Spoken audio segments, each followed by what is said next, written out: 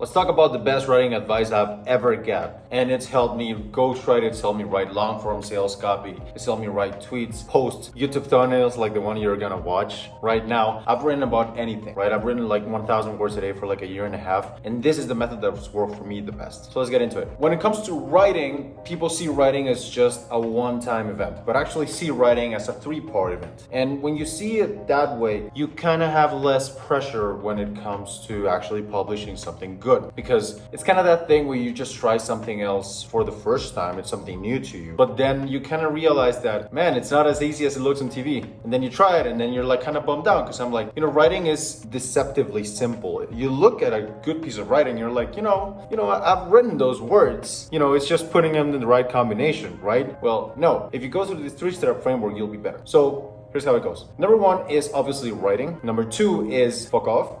And number three is editing. And you'll be amazed at how number one is your worst writing. Number three is your okay writing. But when you fuck off, that's a really good writing. So we're gonna talk about it. Number one is write. When you write, you wanna enter and sit down the computer with the idea that what you write is not going to be good. You have to realize that it's gonna be complete shit. And that's the key to it, because I see writing as kind of this pipe. So the pipe is full of dirty water. At the bottom, there's like clean water. When it comes to writing, you have to push all the dirty out. And I'm copying this from someone. I don't know who it is, but this is not mine, right? You gotta push the dirty water out, which is the bad writing, and then you put the good water out. And only until you've written so much bad stuff, the good stuff starts to pop up. Same thing with this. So when I sit down to write, I enter the mental state that whatever I write right now, it's okay if it sucks, because it probably will. So what I do is I write a lot of tweets and I write sales copy. And I sit down and I'm like, this isn't good, but maybe I'll write one tweet. I'll just skip to the next one. I'm like, you know what? I'll just take the L, keep writing. It's kind of when you do a math test, your teacher told you, like, if you see a problem that gets you stuck, don't stop, but you gotta keep going, same thing. So you wanna take that thing and think, maybe I'll just keep going. And then you write,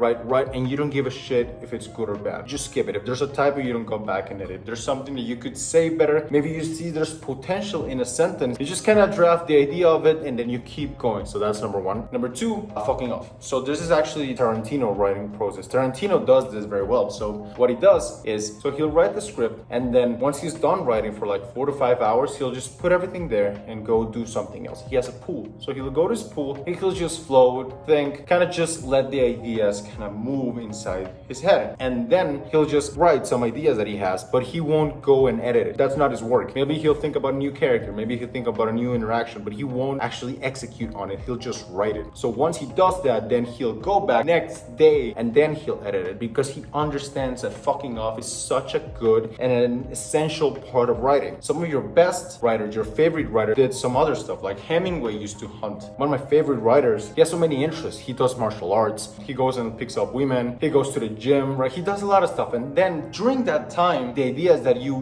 put so much effort into writing, then they kind of mix together. And you see stuff that you didn't really have to see. Which is why sometimes your best business ideas come when you're not really doing anything, because it's when those ideas are cooking in your head. And I'll tell you what, if you've written a tweet, this has happened to you. Like the tweet that you write with Mozart and your scheduler and your $6,000 setup is not as good as the tweet you wrote in your phone while you were running or you were working out and your hands all dirty, your head's all sweaty, but you just wrote a tweet and that's it. Actually, that's my most viral tweet ever. I wrote it during a workout, between a set of leg press. It's crazy, because then you have blood flow in your brain. You start writing better. So that's the second step, fuck off. And the third one is you gotta come back and edit. Course, right? There's a really amazing quote on writing, my favorite quote on writing of all time, from Charles Bukowski on his book Women, which, by the way, if you want to read good English writing, Bukowski is the way to go. It just hits you in the face. It's just good. It's just very direct. Anyway, Bukowski has this quote. He's with his girl on the story, right? And the girl says, "Did you write today?" And the guy says, "A little."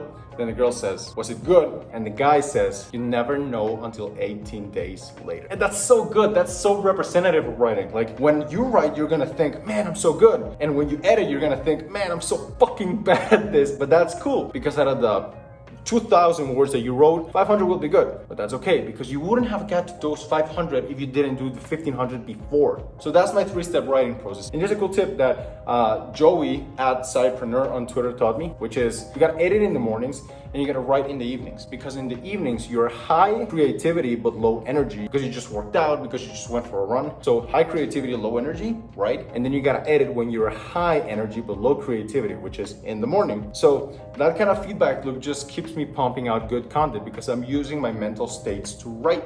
So you got the 3 steps now. You gotta write with forgiving yourself even if it sucks. 2, you gotta fuck off. You gotta do something else because you gotta let those ideas cook in your brain. And 3, you gotta come back and edit.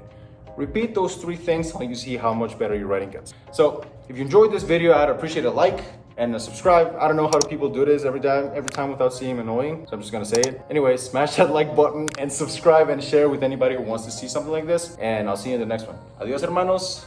Nos vemos hasta la próxima.